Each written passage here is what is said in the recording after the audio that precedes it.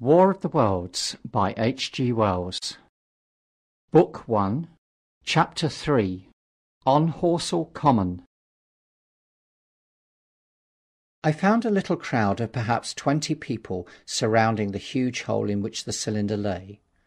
I have already described the appearance of that colossal bulk embedded in the ground. The turf and gravel about it seemed charred as if by a sudden explosion. No doubt its impact had caused a flash of fire. Henderson and Ogilvy were not there. I think they perceived that nothing was to be done for present and had gone away to breakfast at Henderson's house. There were 4 or 5 boys sitting on the edge of the pit with their feet dangling and amusing themselves, until I stopped them, by throwing stones at the giant mass. After I had spoken to them about it, they began playing at touch in and out of the group of bystanders.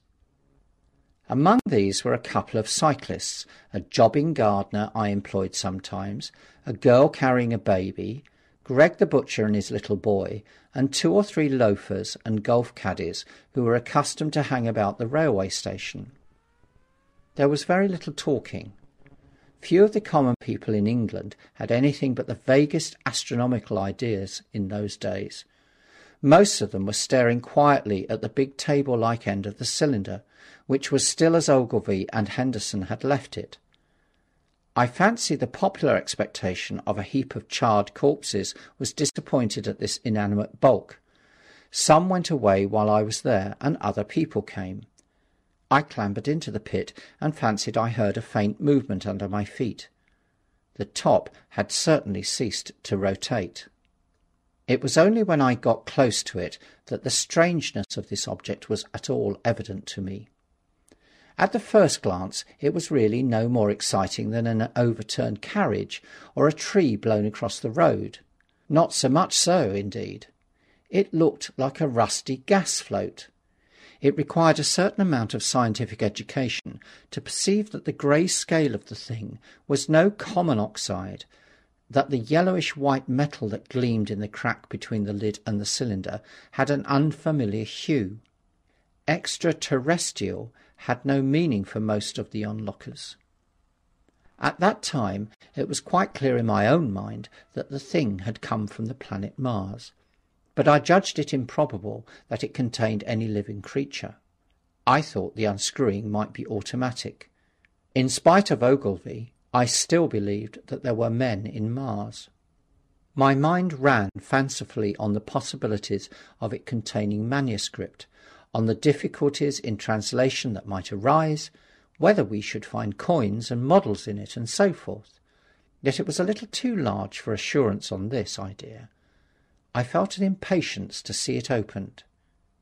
About 11, as nothing seemed happening, I walked back, full of such thought, to my home in Maybury. But I found it difficult to get to work upon my abstract investigations. In the afternoon the appearance of the common had altered very much. The early editions of the evening papers had startled London with enormous headlines. "A message received from Mars," "Remarkable story from Woking," and so forth. In addition, Ogilvy's wire to the Astronomical Exchange had roused every observatory in the 3 kingdoms.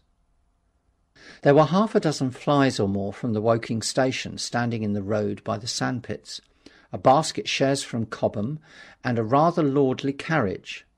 Beside that there were quite a heap of bicycles.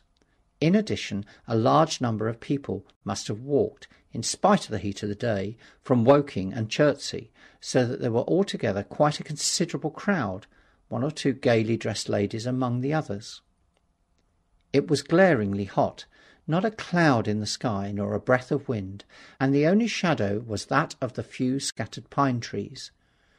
The burning heather had been extinguished, but the level ground towards Ottershaw was blackened as far as one could see, and still giving off vertical streamers of smoke. An enterprising sweetstuff dealer in the Cobham Road had sent up his son with a barrow-load of green apples and ginger beer.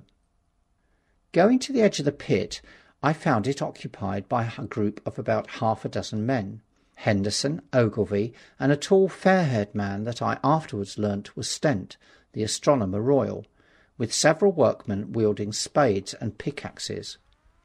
Stent was giving directions in a clear, high-pitched voice. He was standing on the cylinder, which was now evidently much cooler. His face was crimson and streaming with perspiration, and something seemed to have irritated him. A large portion of the cylinder had been uncovered, though its lower end was still embedded. As soon as Ogilvy saw me among the staring crowd on the edge of the pit, he called to me to come down, and asked me if I would mind going over to see Lord Hilton, the lord of the manor. The growing crowd, he said, was becoming a serious impediment to their excavations, especially the boys. They wanted a light railing put up and help to keep the people back.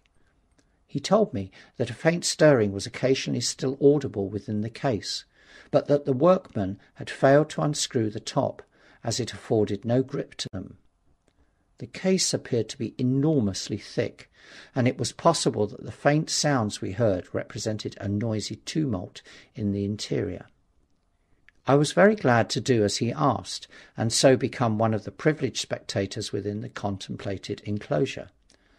I failed to find Lord Hilton at his house, but I was told he was expected from London by the 6 o'clock train from Waterloo, and as it was then about 5:15, I went home and had some tea, and walked up to the station to waylay him. End of chapter 3.